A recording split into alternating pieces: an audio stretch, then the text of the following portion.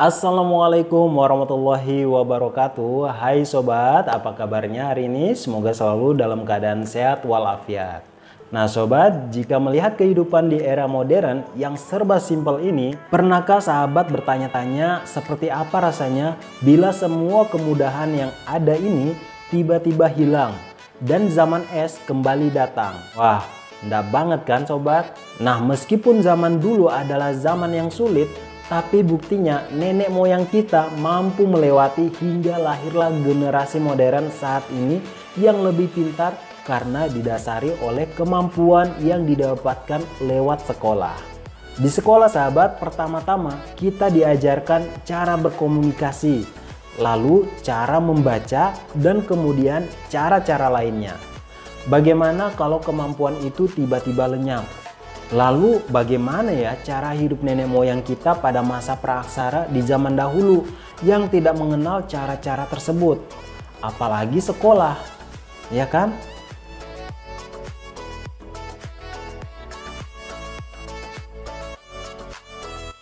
Nah sahabat, masa praaksara yang juga sering disebut dengan sebagai masa Nirleka merupakan suatu masa saat manusia purba belum mengenal tulisan. Seluruh dunia memiliki masa praaksara yang berbeda-beda antara satu tempat dengan tempat yang lainnya. Sobat, sebutan masa praaksara adalah untuk menggantikan sebutan prasejarah yang dirasa kurang tepat. Karena meskipun belum mengenal tulisan, manusia purba yang hidup pada masa tersebut sudah memiliki sejarah serta telah menghasilkan kebudayaan.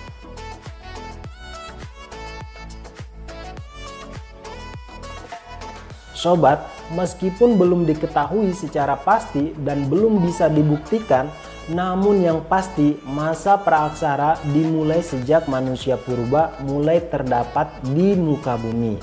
Nah, pada zaman Neozoikum atau Kainozoikum yang terjadi kurang lebih 65 juta tahun yang lalu, bumi sudah mulai stabil sehingga kehidupan semakin berkembang.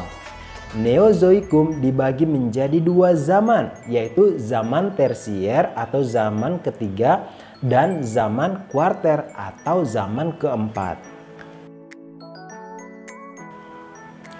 Nah, pada zaman tersier, binatang besar mulai berkurang, tergantikan oleh jenis-jenis binatang yang menyusui, misalnya kera atau monyet. Sementara itu, pada zaman kuarter mulai muncul tanda-tanda adanya kehidupan manusia purba.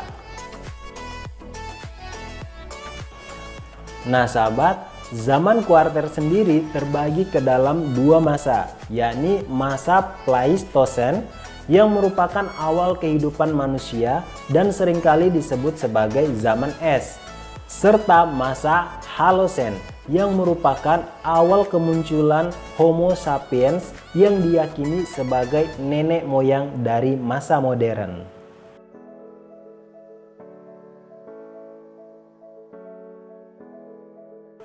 Melihat masa zaman es yang pastinya begitu sulit dilewati tanpa cara hidup yang menyesuaikan, pastilah manusia purba yang hidup pada masa tersebut memiliki cara hidup tersendiri. Nah sahabat, manusia purba memiliki dua karakter khas dalam pola huniannya. Pertama, mereka memilih tinggal dekat dengan sumber air karena air merupakan kebutuhan manusia yang amat sangat penting. Mulai dari sebagai kebutuhan jasmani hingga mobilitas dari satu tempat ke tempat lain. Kemudian yang kedua, mereka lebih memilih hidup di alam terbuka. Nah, situs-situs purba di sepanjang aliran Bengawan Solo adalah bukti dari pola hunian ini. Sahabat, hasil penelitian berupa fosil maupun artefak lainnya menunjukkan bahwa manusia purba pada masa praaksara pada awalnya hidup dengan cara berburu dan meramu, alias masih bergantung pada alam. Karena itu, mereka juga hidup berpindah-pindah seiring dengan ketersediaan makanan. Masa ini disebut pula dengan masa food gathering. Setelah masa food gathering, mereka mulai mengenal masa food production. Nah, tidak hanya mengumpulkan makanan, manusia purba juga mulai melakukan kegiatan bercocok tanam untuk mengusahakan makanannya. Jika tanah sudah habis, mereka akan mencari lahan baru. Mereka mulai menebang bahkan membakar hutan.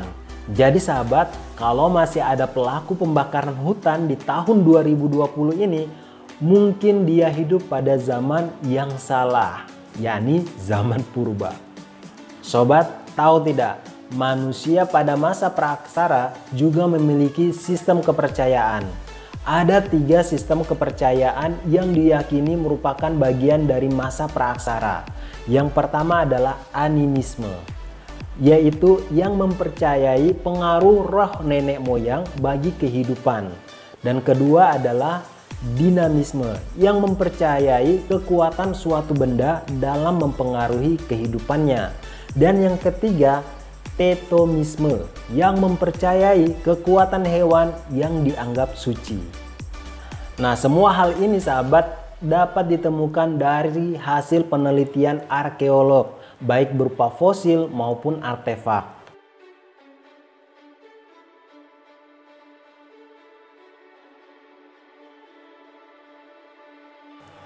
Nah, untuk menjawab pertanyaan ini sahabat, ada 3 jenis manusia purba yang fosilnya ditemukan di Indonesia, yaitu yang pertama adalah Meganthropus paleojavanicus. Nah, Meganthropus paleojavanicus ini merupakan manusia purba paling tua di Jawa. Ia memiliki tubuh besar dan kekar, rahangnya besar, tulangnya tebal, dan keningnya menonjol. Nah, Meganthropus paleojavanicus ini hidup kira-kira 2 juta tahun sebelum Masehi. Fosilnya ditemukan dan diteliti oleh Dr. J.H.R. von Koenigswald pada masa tahun 1936 dan tahun 1941 di Sangiran, Solo. Kemudian jenis kedua adalah Pithecanthropus erectus. Nah, dari namanya sahabat, manusia purba satu ini merupakan manusia kera yang berjalan tegak. Tingginya sekitar 165 hingga 180 cm, sama dengan manusia zaman now. Fosilnya ditemukan oleh Eugene Du Bois di Trinil dekat Bengawan, Solo. Dan jenis manusia purba yang ketiga adalah Homo. Nah, manusia purba ini lebih sempurna dibandingkan dengan kedua pendahulunya. Ada 3 jenis Homo di Indonesia, yakni yang pertama adalah Homo soloensis. Nah, seperti kedua pendahulunya, Homo soloensis ini juga berasal dari Solo. Fosilnya ditemukan oleh insinyur Oppenholz di Ngandong. Tinggi badannya yaitu sekitar 180 cm dan tengkoraknya lebih besar daripada Pithecanthropus erectus. Nah, Homo soloensis ini sahabat dapat berjalan tegak. Kemudian Homo yang kedua adalah Homo wajakensis. Nah, ditemukan oleh Van Rietkotten pada tahun 1889 di Wajak, Jawa Timur. Nah, manusia purba ini memiliki tinggi badan yang sekitar dari 130 cm hingga 210 cm dengan tengkorak yang lebih bulat. Nah, mereka juga dapat berjalan tegak serta memiliki keahlian untuk membuat peralatan dari batu, kayu, dan tulang belulang. Kemudian sahabat, Homo yang ketiga adalah Homo sapiens. Nah, manusia purba generasi terakhir ini memiliki ciri-ciri fisik yang menyerupai manusia modern sekarang ini. Sobat, rupanya seperti itulah masa praaksara di Indonesia. Nah sobat, kalau sobat punya mesin waktu, apa sobat mau kembali ke zaman itu dan mengajarkan kemampuan membaca? Wah, mungkin bisa jadi guru privat. Nah sobat, meskipun pengklasifikasian manusia yang dikenal dengan teori Darwin ini bertentangan dengan teori agama yang kita anut, namun hal ini dapat kita jadikan sebagai pengetahuan tambahan yang tentunya dapat kita ambil iktibar atau pembelajaran di dalamnya, yakni terus belajar dan meningkatkan ilmu pengetahuan dan akhlak kita sehingga tidak bersikap seperti manusia purba. Nah, demikian pembelajaran hari ini. Jangan lupa untuk subscribe dan aktifkan lonceng notifikasi channel ini agar sobat tidak ketinggalan dengan video pembelajaran selanjutnya. Kita ketemu lagi. Wassalamualaikum warahmatullahi wabarakatuh.